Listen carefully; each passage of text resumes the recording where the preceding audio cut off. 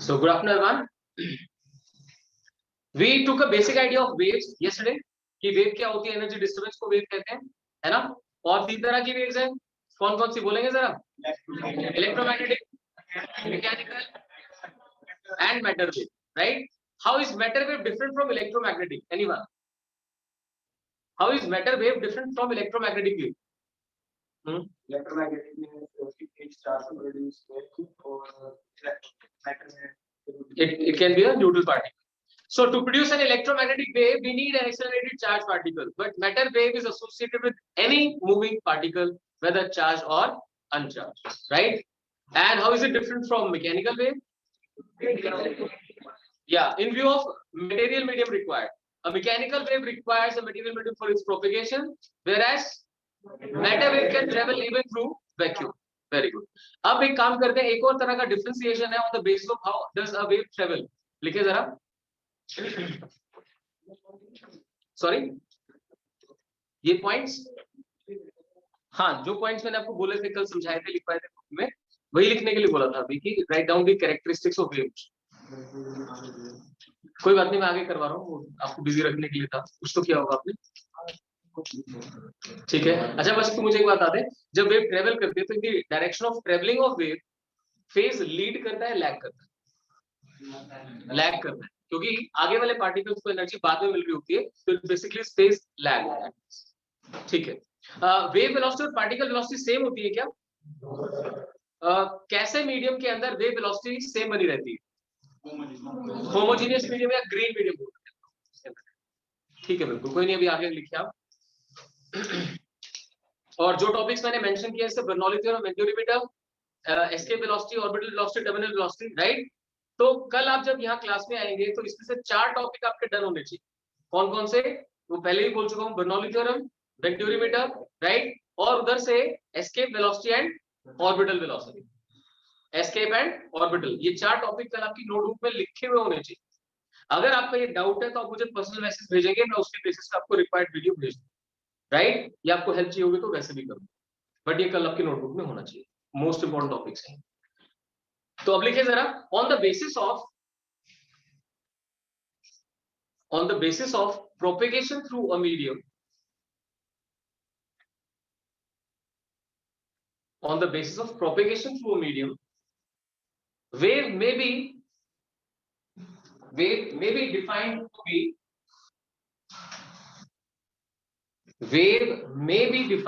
to be, लिख दें, transverse or longitudinal. May be defined to be transverse or longitudinal.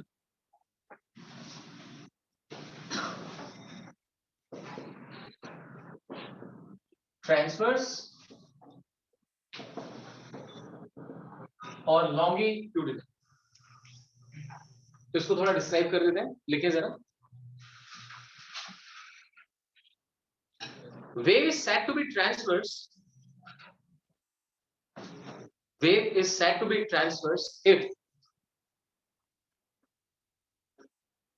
particles of medium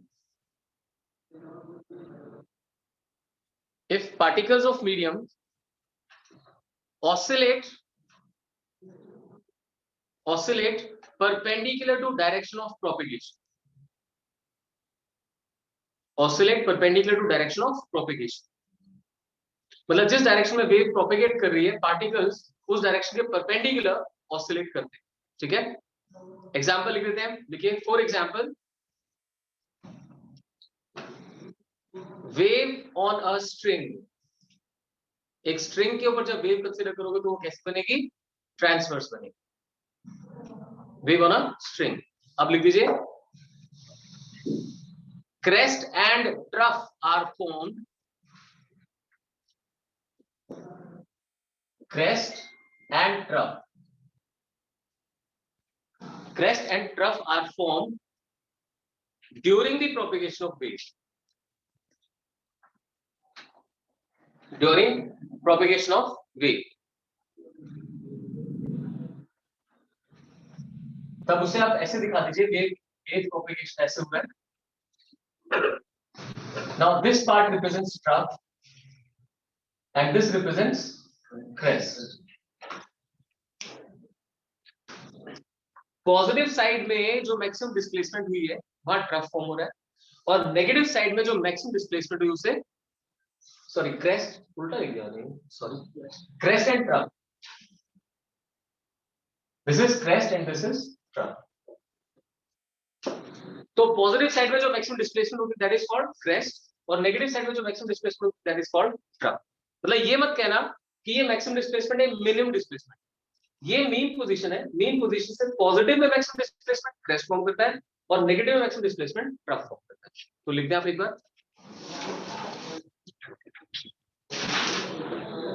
और crest और trough के बीच में जो डिस्टेंस होता है उसे हम लैम्डा बाय 2 लिखते हैं, और दो क्रेस्ट्स के बीच में जो डिस्टेंस होता है उसे हम लैम्डा लिखते हैं. दो ट्रफ्स के बीच का डिस्टेंस भी लैम्डा होगा. तो with the help of this diagram आप एक तो समझेंगे कि क्रेस्ट क्या होता है, ट्रफ क्या होता है, एंड सेकंड दो क्रेस्ट्स के बीच का डिस्टेंस, दो ट्रफ्स के बीच का डिस्टेंस, और कॉन्सिक्यूटिव क्रेस्ट एंड ट्रफ के बीच का डिस्टेंस. तो ये 1 मार्क में पूछा जा सकता है. ड्रॉ करें प्लीज. ड्रॉन. अब लिखिए जरा. The region of maximum displacement, region of maximum displacement towards positive direction, towards positive direction is called crest, is called crest, whereas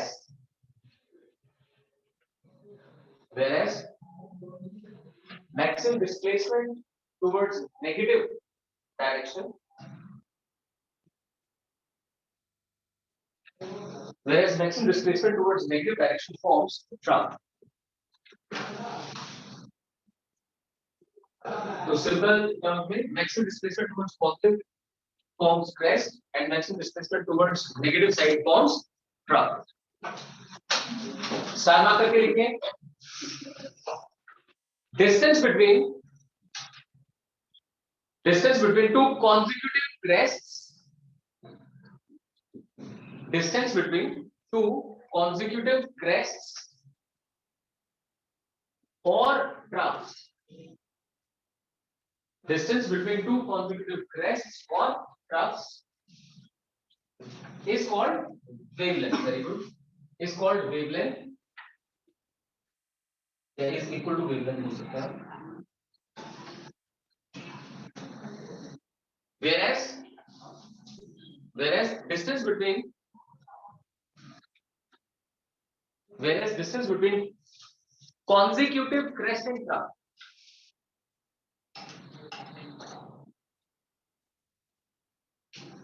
distance between consecutive crest and trough becomes half the wavelength.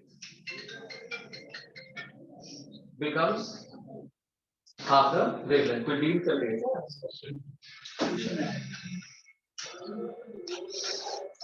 Distance between two consecutive crests or two consecutive troughs is wavelength, and that between consecutive crest and trough is half the wavelength. That is lambda by 2. Hope it's clear. चलिए fine. अब ये तो था transverse के case में. Wave आगे की तरफ प्रोपेगेट कर रही है और ऐसे करके आपको ऑसिलेशंस दिखाई दे रही है. जैसे कल एग्जांपल दिया था कि कोई भी चद्दर है, उस चद्दर को अगर आप इस तरह से जर्क करते हैं तो उस जर्क में जो वेव दिखाई देगी that is a transverse wave. या सिंपली आप एक स्ट्रिंग को कहीं पे टाई कर दीजिए और इस तरह से उसको जर्क्स डिवाइड कर करिए कंटीन्यूअस, तो उसके अंदर जो वेव ट्रैवल करेगी that also is transverse.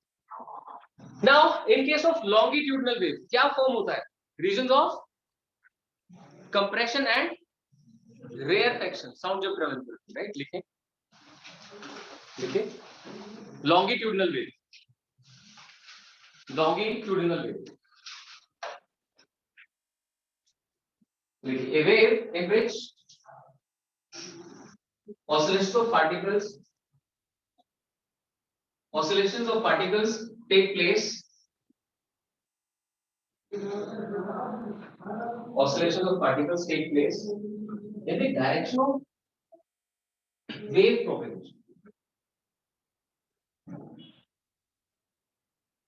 Oscillations of particles take place in the direction of wave propagation.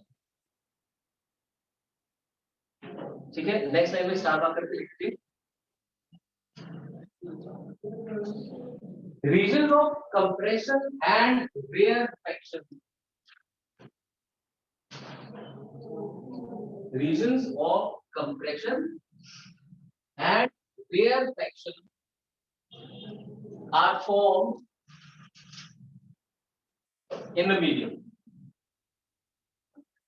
Regions of compression and rarefaction are formed in the medium. अब जो कंप्रेशन है वहां पे डेंसिटी इंक्रीज कर जाती है और जहां रेयरिफाई होता है वहां पे डेंसिटी डिक्रीज कर देते हैं, resulting in increase in density as well as pressure. Resulting in increase in density as well as pressure in the regions of compression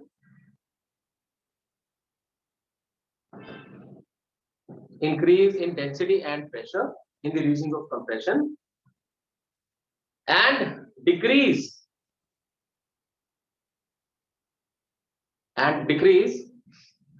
in the region of rarefaction. तो उन्हीं दोनों चीजों में डिक्रीज की बात करें, प्रेशर एंड डेंसिटी। समझो इस चीज को, जहां कंप्रेशन होगा वहां पार्टिकल्स अपने इक्विलिब्रियम सेपरेशन से ज्यादा पास आ जाएंगे और जहां पे रेयरफेक्शन होगा वहां पे पार्टिकल्स अपने इक्विलिब्रियम सेपरेशन से दूर हो जाते हैं, राइट। तो वो लाइन वो लिख दीजिए, लिखें separation becomes lesser than the equilibrium separation. Separation becomes lesser than equilibrium separation during compression.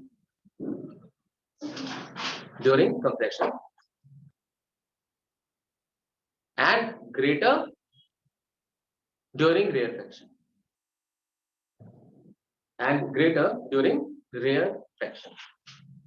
ठीक है, तो जब रेयरिफाई होगा तो सेपरेशन कंपैरेटिवली ज्यादा हो जाती है और कंप्रेशन होगा तो कंपैरेटिवली कम हो जाती है। अब दो reasons of compression, consecutive reasons of compression या कॉन्जिक्यूटिव रीजंस ऑफ रेयरफेक्शन के बीच का डिस्टेंस कितना होगा? जैसे यहाँ पे क्रेस्ट और क्रेस्ट के बीच में, ट्रफ और ट्रफ के बीच में, वहां पे कंप्रेशन रेयरफेक्शन के बीच में कितना होगा? लिख दीजिए जरा। Distance between two consecutive compressions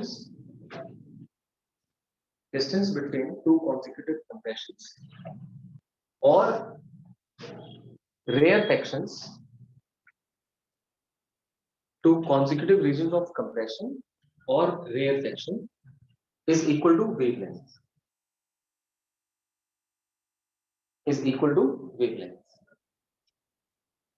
Whereas between compression and rarefaction, ये भी consecutive है, whereas between compression and rarefaction becomes half the wavelength. तो ये बहुत ही आसान से 1 मार्क क्वेश्चन बन सकते हैं एग्जाम के लिए। What is the distance between two consecutive crests? What is the distance between consecutive crest and trough?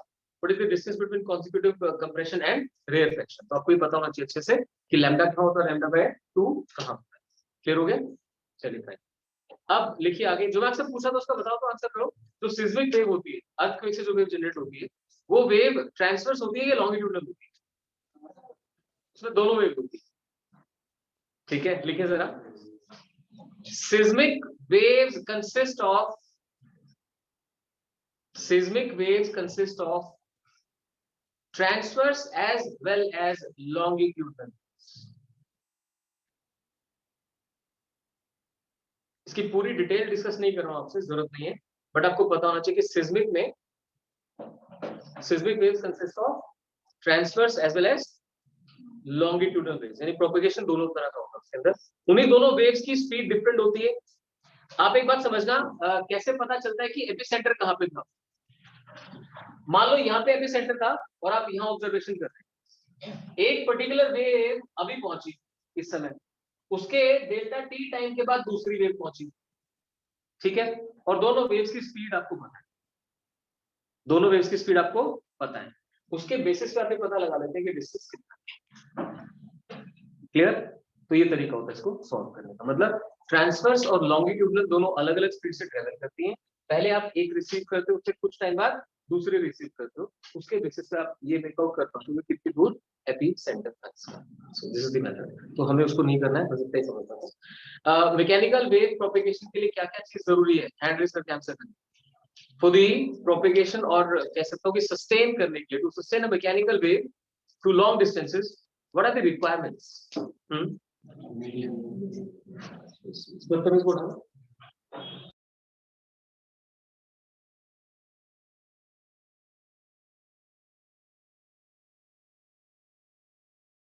हाँ हाँ बताओ।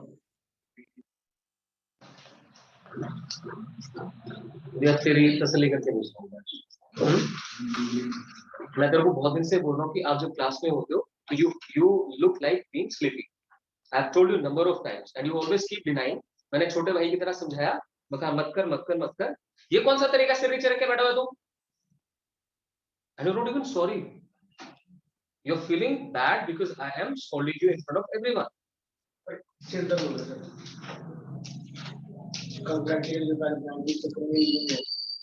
चलो कोई बात नहीं, बट ये तो कोई तरीका नहीं है, मैं पढ़ा रहा हूँ सिर नीचे रख के बैठो। ये ओके है, अलाउड होना चाहिए क्लास के अंदर। हाँ बताओ। मीडियम मीडियम में क्या चीज? कोई और बताएगा इसके तरीके से? Elasticity of the medium, minimum friction, inertia. शाबाश, तीन चीजें प्रॉपर्ली बताई गई थी आपको। मीडियम के पास क्या होना चाहिए? इलास्टिसिटी की प्रॉपर्टी होनी चाहिए, उसके जो पार्टिकल है उनके पास इनर्शिया होना चाहिए, और मीडियम के अंदर मिनिमम फ्रिक्शन। तो इसे मान लीजिए कि 1 या 2 मार्क्स का इंपॉर्टेंट क्वेश्चन है, मैकेनिकल वेव सर्वाइवल के लिए मीडियम के पास क्या क्या प्रॉपर्टीज होनी चाहिए? Elasticity, inertia and minimum friction. Done? चलिए नेक्स्ट लिखिए।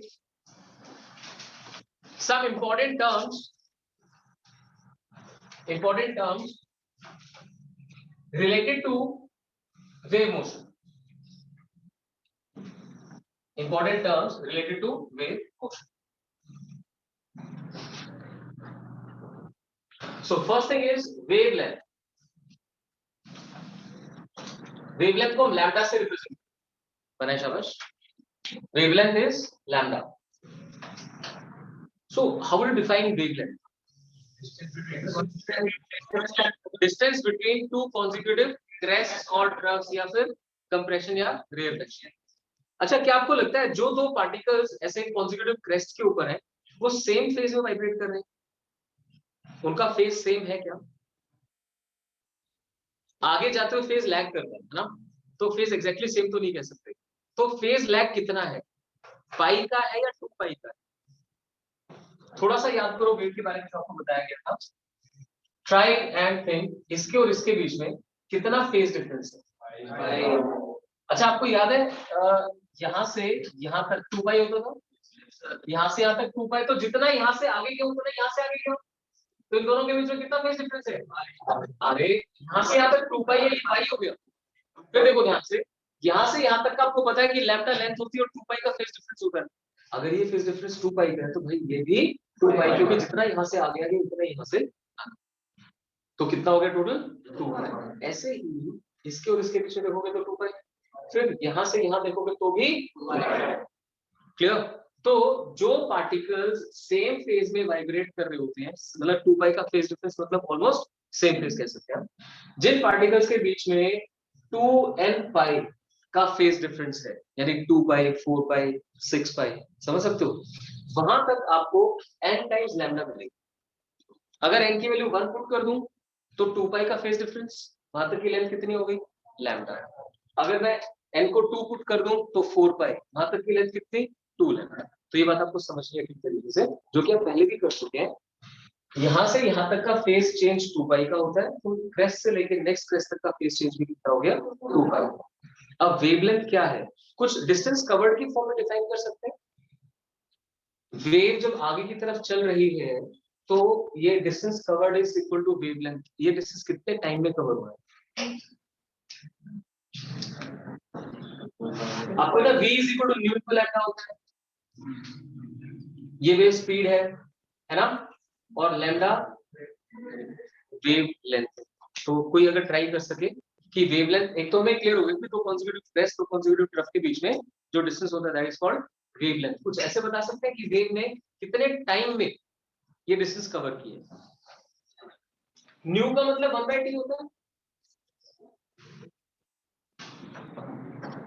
speed becomes equal to lambda if t becomes equal to 1 क्या सेकंड।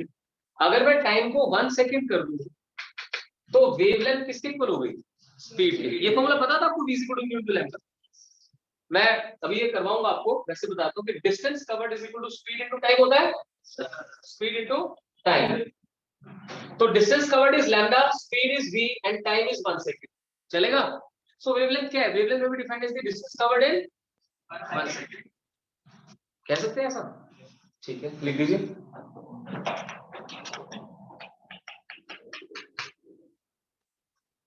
लिख दीजिए, knowing that v is equal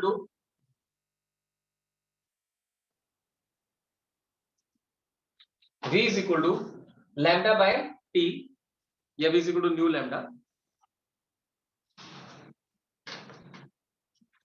So wavelength is equal to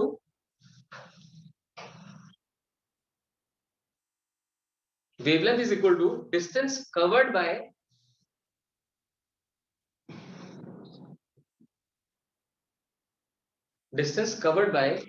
a wave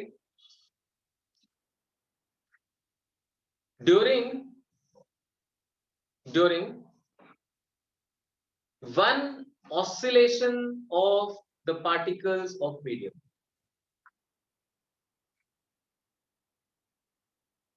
distance covered by wave during one oscillation of the particles of medium।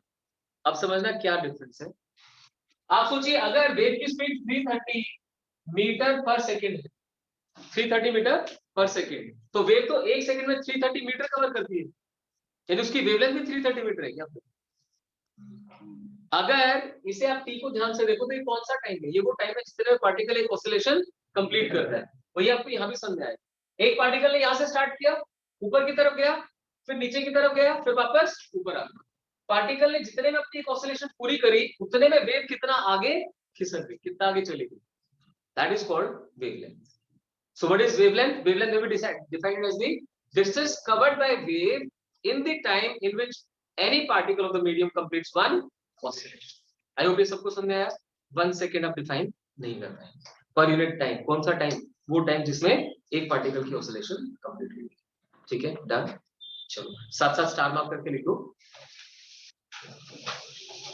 लिखो शाबाश। Distance between two consecutive crests or troughs or compressions or rarefactions। Distance between two consecutive crests or troughs or compressions or rarefactions is equal to wavelength,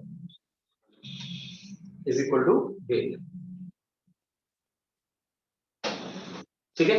next लिखिए, frequency.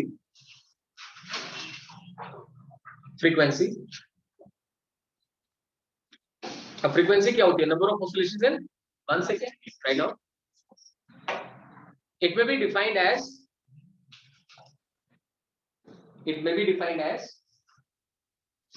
the number of oscillations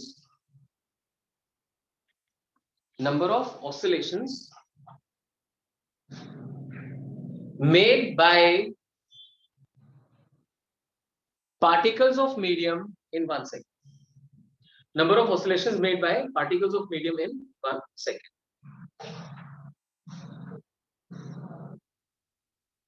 और ये inverse of time period होगा, nu is equal to 1 by T. Nu is equal to 1 by T. ठीक है, ये frequency. और angular frequency क्या होती है? ओमेगा।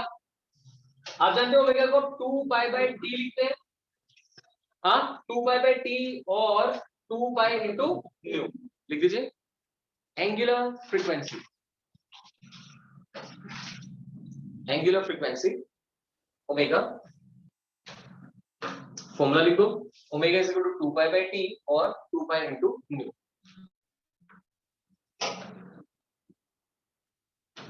आप जानते हैं थीटा बाय टी होता है angle covered per unit time. लिख दीजिए, it basically represents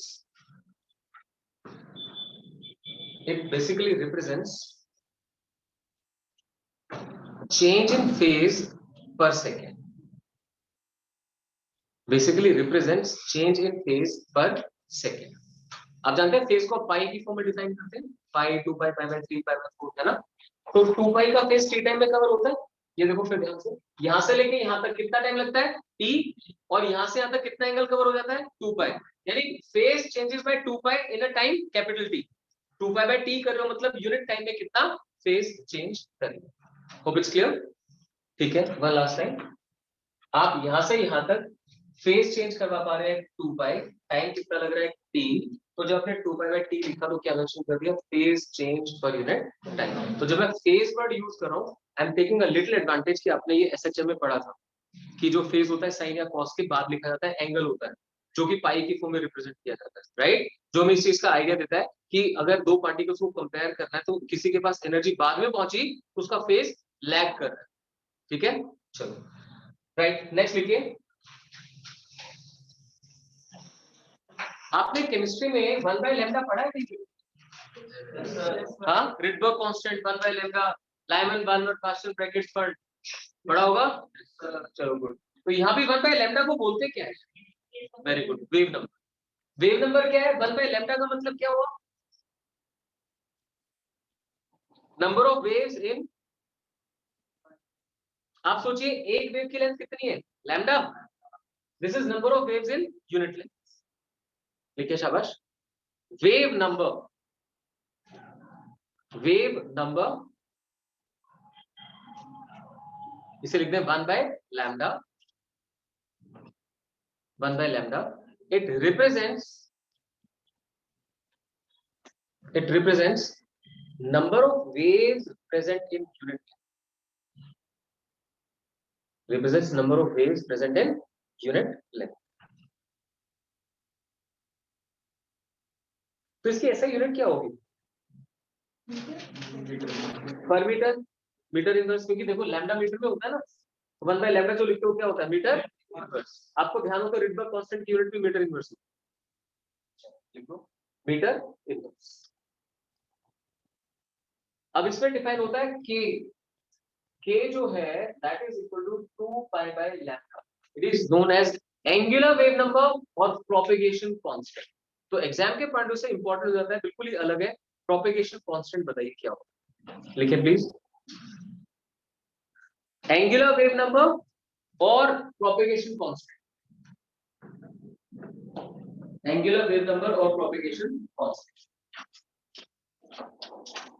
लिखते हैं। k is equal to 2 pi by lambda, k is equal to 2 pi by lambda। It may be defined as, it may be defined as the phase change per unit length, may be defined as phase change per unit length in the direction of propagation of wave। Phase change per unit length in the direction of propagation of wave। तो 2 pi by lambda का मतलब क्या है? Lambda का मतलब एक wave आ गई है ना। इस लेंथ के अंदर यहां से लेके यहां तक 2 पाई का फेज चेंज हुआ, तो यूनिट लेंथ में कितना हुआ? 2 पाई बाय लैम्डा। तो ओमेगा डिफाइन कर रहा था phase change per unit time, और के रिप्रेजेंट कर रहा है phase change per unit length. तो ये इनकी इंपॉर्टेंस, ओमेगा एंड के, प्रोपेगेशन कांस्टेंट। डन। चलिए अब लिख दीजिए to derive relation for wave velocity, to derive relation for wave velocity. तो फिर से मैं इसी डायग्राम को रेफर करूंगा। यहां से यहां जाते हुए जो टाइम स्पैन था वो t था, distance lambda 0, t/2 and t, and the wave is traveling with say velocity v. ये बता दीजिए, आप वेव की ट्रेवलिंग शो कर रहे हैं and that traveling is with speed v, 0, t/2 and t, और यहां से यहां तक की लेंथ हो गई lambda.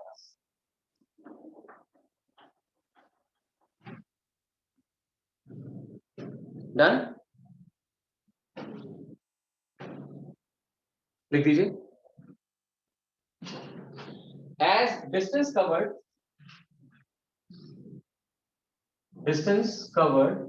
is equal to speed into time, speed into time।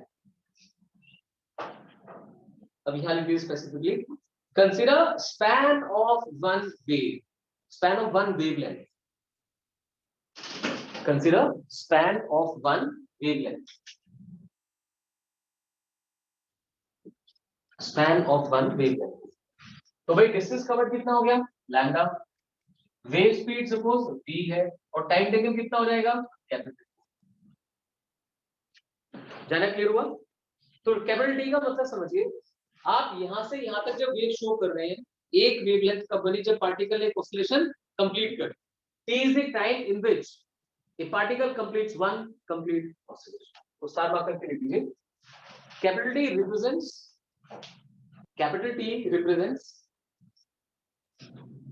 represents time period of oscillation,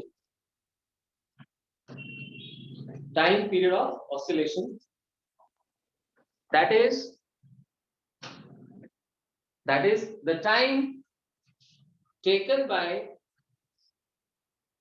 a particle to complete one oscillation, time taken by a particle to complete one oscillation। Fine, done. चलो देखो, lambda is equal to v into T, तो v क्या बन गया, v is equal to lambda by T, और v is equal to nu into lambda. लिखे शाबाश, lambda is v into T, v becomes equal to lambda by T, v is equal to nu into lambda.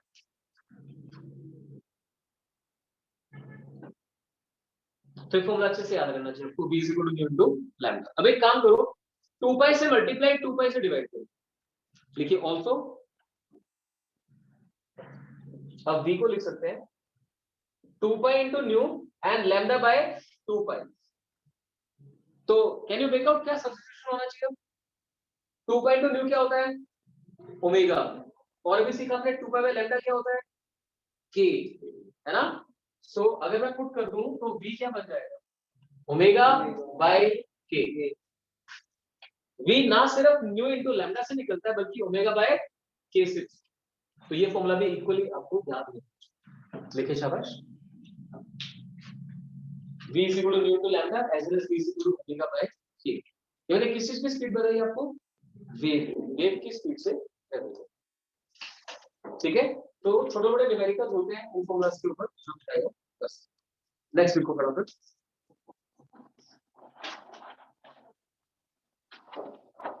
ठीक है, speed of a transverse wave on string, speed of a transverse wave on string। ठीक है, अब आप practically चीज का answer करने की कोशिश करना। सपोज उस दरवाजे पे हमने 3 कील लगा रखी है और उनमें 3 अलग अलग तरह की वायर्स बांधी, एक मोटी एक पतली है, किसी और मटेरियल की, और आप यहां से उसको इक्वली ऐसे जर्क्स प्रोवाइड करें, तो आपको क्या लगता है सभी के अंदर वेव सेम स्पीड से जाएगी या स्पीड डिफरेंट हो सकती है? यानी कि इतना आप समझ पा रहे हैं कि वो मटेरियल के ऊपर डिपेंड करेगी। वो ना सिर्फ मटेरियल पे, इस बात पे भी डिपेंड करेगी कि आपने उसे कितना टाइट पकड़ा हुआ। जैसे सितार गिटार वगैरह कोई बजाता हो, अगर किसी ने बजाया गिटार, तो वायर कितनी टाइट है कितनी लूज है उसके अकॉर्डिंग उसके ऊपर चलने वाली वेव की स्पीड अफेक्ट होती है। तो उसी के बेसिस पे हमें यहाँ पे डायमेंशनल एनालिसिस से एक्सप्रेशन करेगा। लिखिए जरा, लिखिए speed of wave on a string, speed of wave on a string depends upon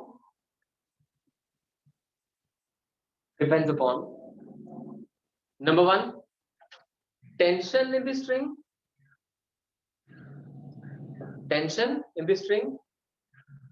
capital T. Number two, mass per unit length,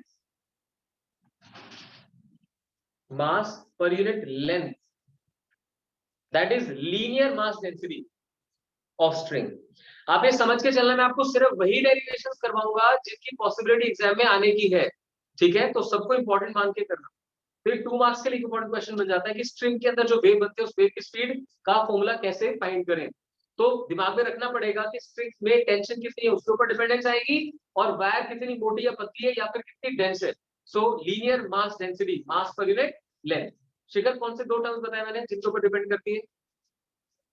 tension और लीनियर मास डेंसिटी। उसको ऐसे याद रखोगे कि मास पर यूनिट लेंथ तो ज्यादा इजीली समझ में आएगा। यूनिट लेंथ का कितना मास है, हैवी वायर है, लाइट वायर है वगैरह, ठीक है? अब लिखें जरा। सो और उसका सिंबल म्यू डाल देना, मास पर यूनिट लेंथ, मास पर यूनिट लेंथ के लिए म्यू लिख दीजिए और टेंशन के लिए टी, ठीक है? तो लिखें hence v proportional to t power a mu power b। Now I want कि जो थोड़ा बहुत डायमेंशन याद है जिनको फटाफट करना शुरू कर। v is proportional to t power a mu power b। Next step में क्या करते हैं अपनी, v is equal to constant t power a mu power b, ठीक है ना? तो स्पीड का डायमेंशन फॉर्मूला क्या होता है? lt minus 1, शाबाश। That is equal to k, constant लिखना होता है क्या? नहीं। ये डायमेंशनल एनालिसिस की एक ड्रॉबैक भी काउंट होती है कि जो भी डायमेंशन वाले कांस्टेंट होते हैं वो यहाँ पे यूज नहीं किए जा सकते। सो k हट जाएगा। t टेंशन, टेंशन का डायमेंशन फॉर्मूला क्या? टेंशन एक तरह की फोर्स है, तो फोर्स का dimension formula mlt minus 1 mlt minus 2, mlt minus 1 होता है मोमेंटम का, सो mlt minus 2। mu is mass per unit length, mass upon length, ml minus 1। अब इसकी पावर यहाँ पे a रखें, इसकी पावर b रखें।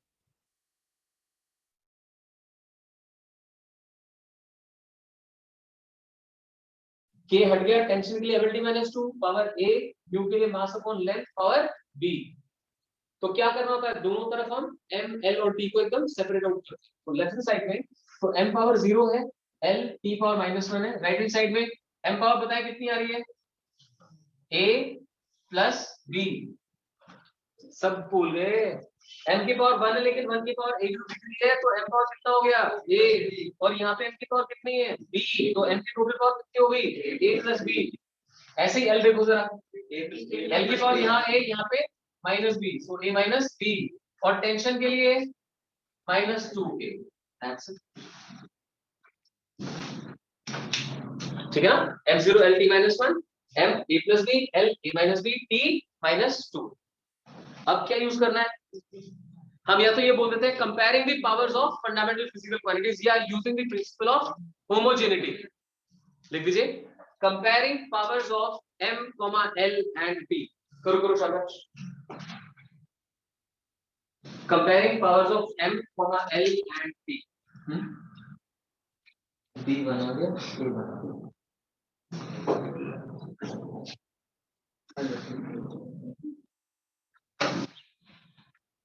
So, जैसे आप करेंगे तो a plus b becomes equal to 0, then a minus b becomes equal to 1 or -1, 1, चलो ठीक है, and -2a is equal to -2 is equal to -1, तो a कितना बन गया 1/2, a 1/2 बन गया, यहाँ से लिख देते हैं, तो b कितना बन गया -1/2, a 1/2 है, b -1/2 है, यहाँ से कुछ सॉल्यूशन मिलेगा देखने की जरूरत भी नहीं है, दो ही वेरिएबल्स थे, दोनों सॉल्व हो गए। So it's not necessary to continue with this.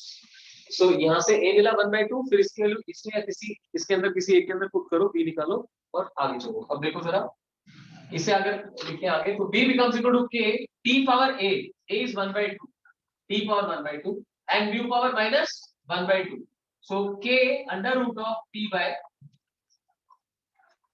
Power 1/2 है तो अंडर रूट इन न्यूमरेटर आ गया, पावर माइनस 1/2 है तो अंडर रूट इन डिनोमिनेटर आ गया, तो under root of t by mu। सो v is equal to k under root t by, ये फॉर्मूला आपको याद रखना है। एक वेव के ऊपर सॉरी एक स्ट्रिंग के ऊपर जब वेव ट्रेवल करती है ट्रांसवर्स वेव, तो उसकी स्पीड क्या होती है, under root t by mu। k की वैल्यू यहाँ पे 1 आ जाती है, आप लिख सकते हैं the constant comes out to be 1 and v becomes equal to under root of t by mu, under root of t by mu।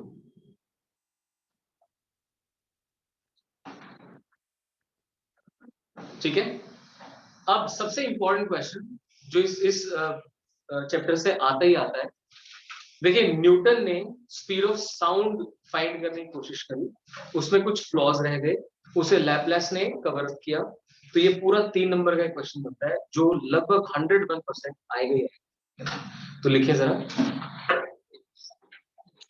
Newton's formula for speed of sound, Newton's formula for speed of sound through air and Laplace correction।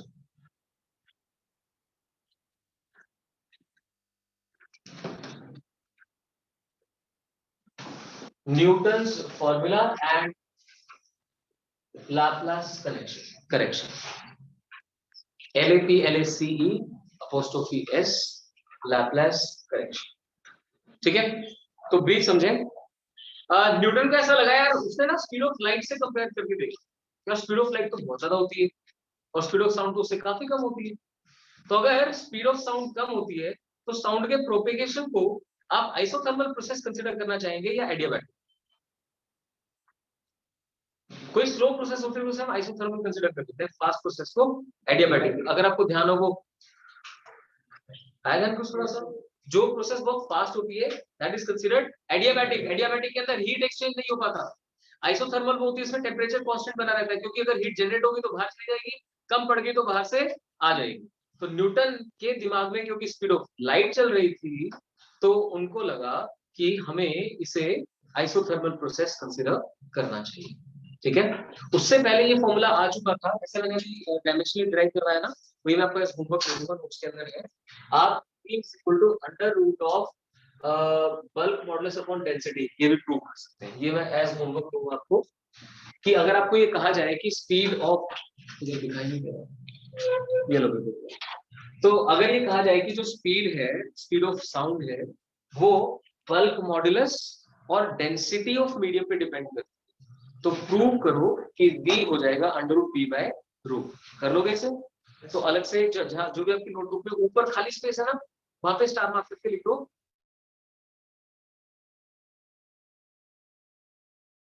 b by root, क्योंकि Newton ने यहां से शुरू किया था, उसने consider करके फिर यहां से शुरू किया। b क्या है? बल्क मॉड्यूलस, एंड रो क्या है? डेंसिटी। बल्क मॉड्यूलस का डायमेंशन फॉर्मूला क्या होता है? मॉडुलस ऑफ इलास्टिसिटी का डायमेंशन फॉर्मूला वही होता है जो प्रेशर का होता है, स्ट्रेस का होता है, ml-1 t-2 है ध्यान। देखो फोर्स अपॉन एरिया, फोर्स का फॉर्मूला तो सबको आता है, ml t-2 एरिया L2, तो क्या बना ml-1 t-2, याद हो जाएगा सभी को। Pressure, stress, modulus of elasticity, सभी का डायमेंशन फॉर्मूला ml-1 t-2। सक्षम सही कर रहा हूं? क्या फॉर्मूला बोला? m-1 t-2, दोबारा बोल। ml-1 t-2, ठीक है sir. So ml-1 t-2 is the dimension formula of modulus of elasticity, and density is mass upon volume, so ml-3। अब तो कर लोगे, तो ये आपने करके आना है।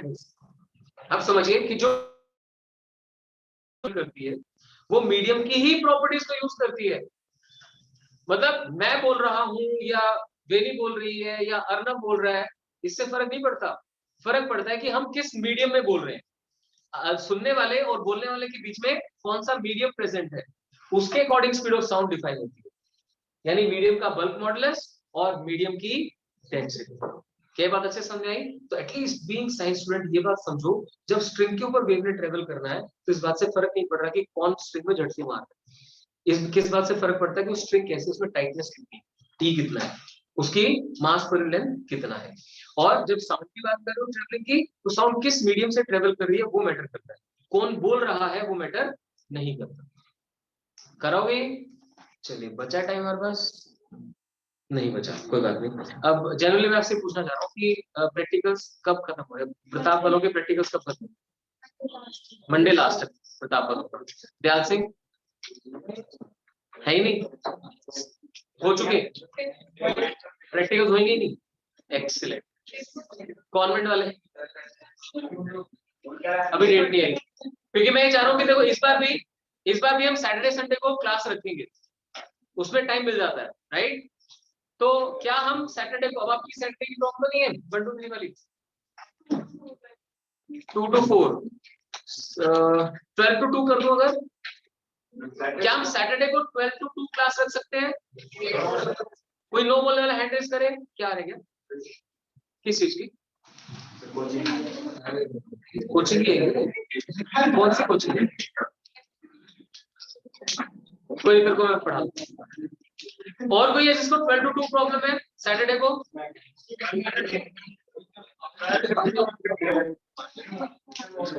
कोई नहीं, 2 बच्चों के लिए नहीं छोड़ते आप, फिर अलग से करना, ठीक है? नहीं तो ये हो ही नहीं पाएगा। मैं चाहता हूँ कि वेव्स को जितना जल्दी हो सके खत्म करके थोड़ी सी रिवीजन और कर लीजिए। फिर मैं स्कूल वाइज रिवीजन करवाना चाहता हूँ कि आपके कुछ स्कूल्स में कुछ चैप्टर्स नहीं आ रहे होते या किसी चीज की इंपॉर्टेंस कम होती है, थोड़ा वो डाल देंगे। तो भाई सैटरडे को 12 to 2 क्लास रख लेते हैं। तो जो आपके फ्रेंड्स हैं दूसरे बैच वाले, एक बार उनसे बात कर लेना। जो रह जाएंगे ना वो उस दिन वीडियो देख लेंगे, और संडे को भी 12 to 2 रख लें। 1 to 2, 1 to 3 कर सकते हैं। संडे को 1 to 3 रख लें, ठीक है?